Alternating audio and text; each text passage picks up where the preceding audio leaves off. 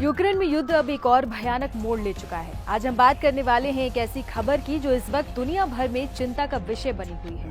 नमस्कार, मैं हूं अनुश्री गुप्ता और आप देख रहे हैं एनडीटीवी इंडिया। रूस और यूक्रेन के बीच जारी संघर्ष थमने का नाम ही नहीं ले रहा है, बल्कि अब ये और भी विध्वंसक होता जा रहा है। हाल ही में रूस ने यूक्रेन की राजधानी कीव पर एक बड़ा और ताजा हमला किया है, जिसने एक बार फिर पूरे शहर को दहशत में ला दिया है। इन हमलों का असर इतना भयानक था कि राजधानी के पेचेंस्की जिले में स्थित कैबिनेट बिल्डिंग जैसी महत्वपूर्ण सरकारी इमारत में भी आग लग गई। चश्मदीदों ने यूक्रेनी सरकारी की मुख्य इमारत से घना धुआं उठते देखा, जो इस हमले की गंभीरता को दर्शाता है।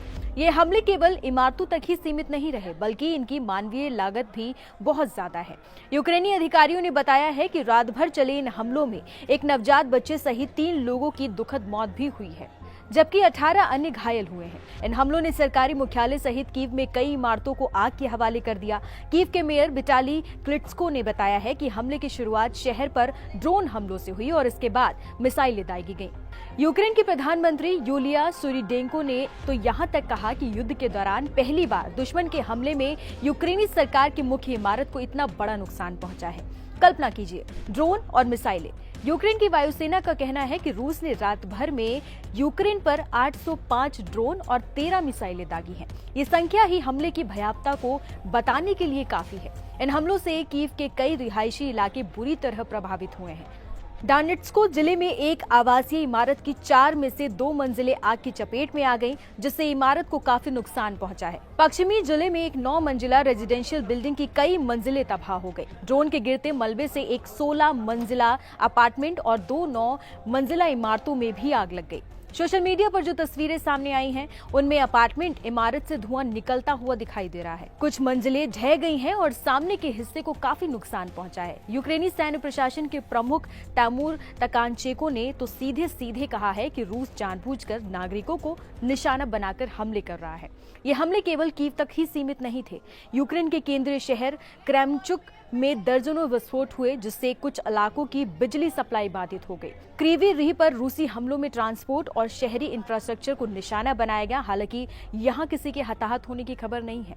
दक्षिणी यूक्रेन के ओडिशा में भी सिविल इंफ्रास्ट्रक्चर और आवासीय इमारतों को नुकसान पहुंचा है और कई अपार्टमेंट ब्लॉकों में भी आग लग गई है।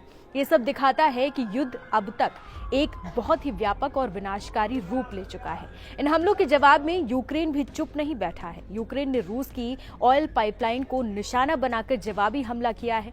यूक्रेन की ड्रोन फोर्स के कमांडर रॉबर्ट ब्रोबडी ने जानकारी दी है कि रूस के ब्रोइस्क एरिया में स्थित द्रुजवा ऑयल पाइपलाइन पर हमला किया गया है, जिसमें भारी नुकसान हुआ है। ये पाइपलाइन हंगरी और स्लोवाकिया जैसे देशों को रूसी तेल की सप्लाई करती है, जो 2022 के हमले के बाद भी रूस से अपनी ऊर्जा जरूरतें पूरी कर रहे हैं। कीव का कहना है कि इन हमलों का मकसद रूस के युद्ध प्रयासों को कमजोर करना है। इस पूरे घटनाक्रम में एक और चिंताजनक बात सामने आई है। पोलिश सशस्त्र बलों ने ये कहा है कि पश्चिमी यूक्रेन पर हवाई हमलों का खतरा मंडरा रहा है, जिसके चलते पोलैंड ने अपनी हवाई सुरक्षा सुनिश्चित करने के लिए अपने और सहयोगी विमानों को एक्टिव कर दिया है। ये दिखाता है कि युद्ध का प्रभाव अब सीमावर्ती देशों तक भी पहुंच रहा है। ये खबरें हमें युद्ध की भयावहता की याद दिलाती हैं, जहां हजारों लोग पहले ही अपनी जान गंवा चुके हैं। दोनों पक्ष हालांकि जानबूझकर नागरिकों को निशाना बताने से इनकार करते आए हैं, लेकिन जमीनी हकीकत कुछ और ही बयां कर रही है। ये एक ऐसी स्थिति है जहां मासूमों की जान जा रही है और शांति की उम्मीदें धूमिल होती जा रही हैं। तो ये थी रूस और यूक्रेन के बीच चल रहे युद्ध से जुड़ी ताजा और चिंताजनक अपडेट। हम उम्मीद करते हैं कि जल्द से जल्द ये संघर्ष समाप्त हो और शांति बहाल हो। आपको ये जानकारी कैसी लगी, हमें कमेंट्स में जरूर बताएं। नमस्कार।